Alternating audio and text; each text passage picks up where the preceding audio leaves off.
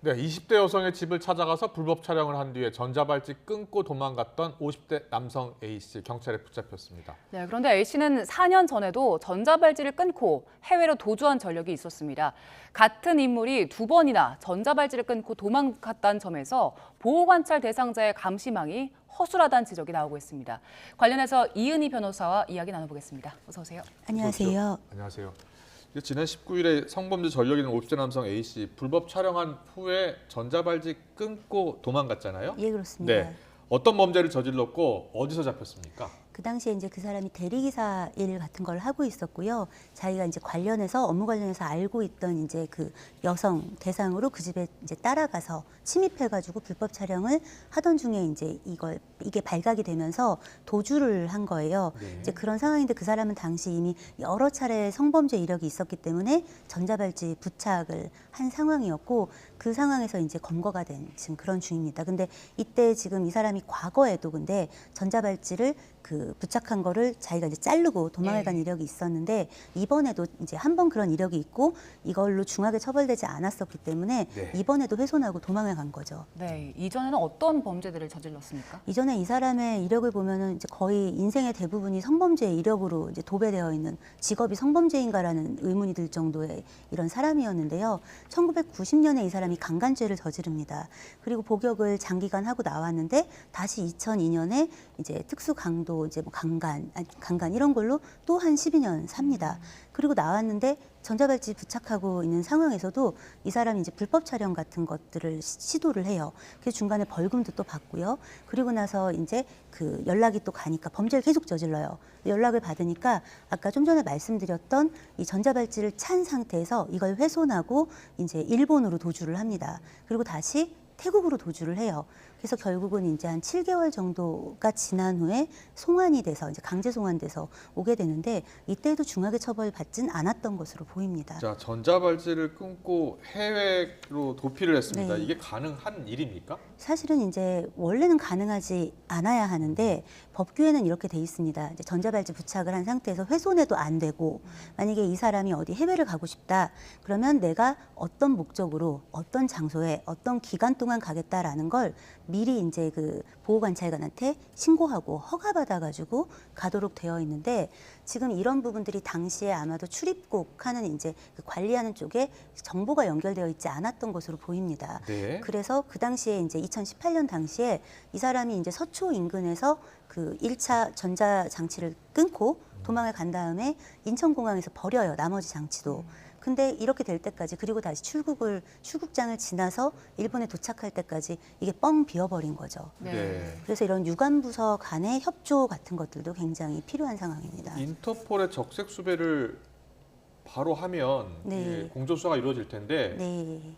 이 사람이 일본에서 또 태국으로 또 옮겼다면서요? 네. 예. 그래서 아마 일본에 있을 때부터 뭐 저기 공조수사를 요청했는지는 모르겠지만 뭔가 제대로 이런 것들이 뭔가 이제 수사가 진행돼서 이 사람이 잡혀오진 못했고 결국은 한 번 더 가고 나서 태국 파타야에서 검거돼서 돌아오게 됩니다. 네. 네. 지금 이 남성이 보호관찰 관계자에게 조롱성 문자도 보냈더라고요. 네, 그걸 뭐. 보면은 이 관리망이 허술하다는 걸 어느 정도 좀 알고 그렇게 얘기를 했던 것 같아요. 알았기도 하고 이때 학습하는 거죠. 사실은 한 번 끊고 달아나 보니 이게 자기가 끊었을 때 바로 출동하지 않는 거예요.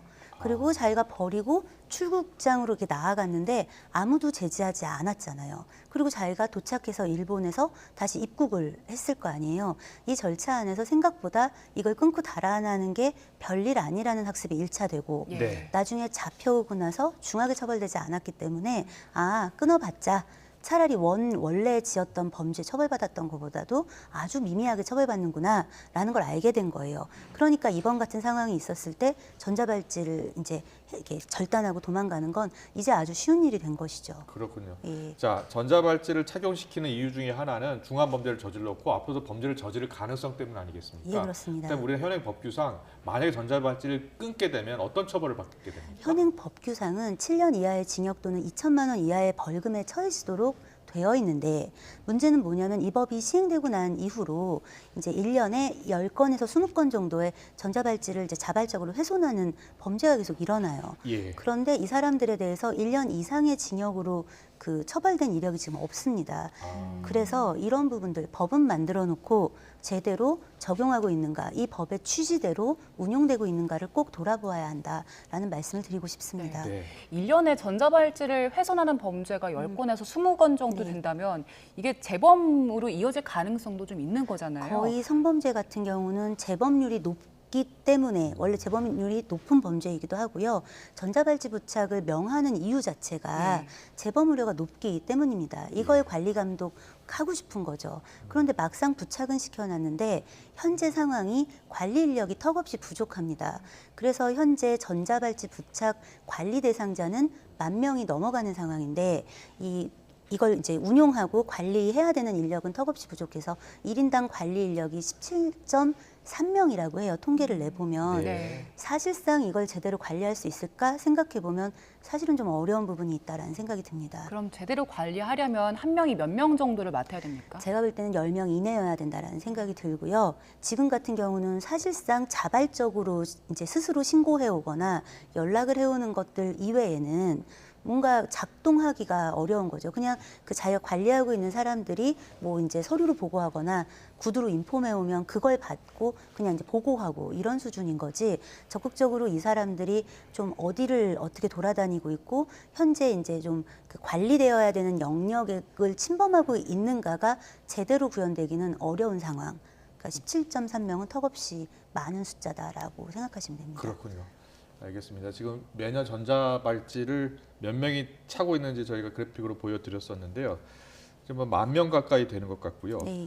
그런데 지금 전자발찌를 끊고 도주했다면 재범, 중범죄 저질 가능성이 크다고 네. 이야기하셨는데 작년에 전자발찌 끊고 도주하던 중에 여성 2명을 살해한 범인이 있었지 네, 않습니까? 강윤성이라는 이제 범죄자가 있었고 예. 이 사람이 이제 여성을 이렇게 살해하고 강간하고 살해하고 뭐 이제 이러고 난 다음에 자기가 이제 기다려 봤는데 뭐 아무 일이 없는 거예요. 그러니까 도주하는 과정에서 또 다른 여성을 살해합니다. 그런데 이렇게 그 처음 이제 누굴 죽이고 다시 전자발찌 훼손하고 다시 누구를 죽이는 데까지 총 걸린 시간이 3일이에요. 네. 근데 이때도 문제가 됐던 게 이렇게 전자발찌 훼손 상태가 있는데 그 집으로 그 들어가서 압수수색하는 이제 들여다보는 이 상황 자체가 안 되는 거예요. 일선 수사 과정 안에서 수사기관에서 이런 부분들에 대해서는 좀 보완해서 실제 국민의 어떤 안전을 책임지는 수사관들이 이런 현장에서 좀 그 자발적으로 뭔가 행위할 수 있도록 네. 권한을 보여줘야 한다라는 얘기를 꼭 드리고 싶습니다. 네. 그리고 10년 전에는 또 전자발찌를 착용한 사람이 네. 30대 주부를 살인했던 그 중국동 네. 살인 사건도 있었죠.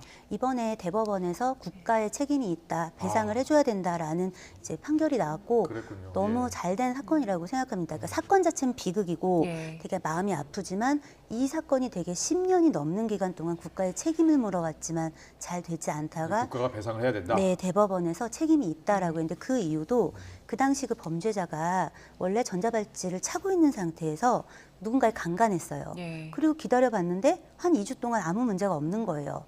그래서 그 다음 범죄로 나아가게 되고 보호관찰관도 이 사람을 성범죄자로 분류하고 있었던 게 좀 아닌 상황 같은 것들이 밝혀지면서 이제 유가족이 이 부분에 대해서 배상 청구를 했는데 오랜 기간 좀 표류하다가 그래도 다행히 대법원에서 국가의 책임이 있다라는 판결이 나온 경우입니다. 알겠습니다. 짧은 질문 하나 드릴게요. 네. 절대로 끊지 못하는, 훼손하지 못하는 그러한 네. 전자발찌를 만드는 방법은 없을까요? 사실 가능하기가 좀 어렵다라고 생각이 그렇군요. 드는 예. 게 뭐 다이아몬드로 만들 수는 없는 거 아니에요. 그러니까 사실은 그것에 관련해서 전자발찌를 훼손하면 엄벌에 처하는 거. 그러니까 이런 부분들을 좀 더 고민해야 되지 않을까 싶습니다. 알겠습니다. 오늘 말씀 여기까지 듣겠습니다. 지금까지 이인희 변호사와 함께했습니다. 고맙습니다. 감사합니다.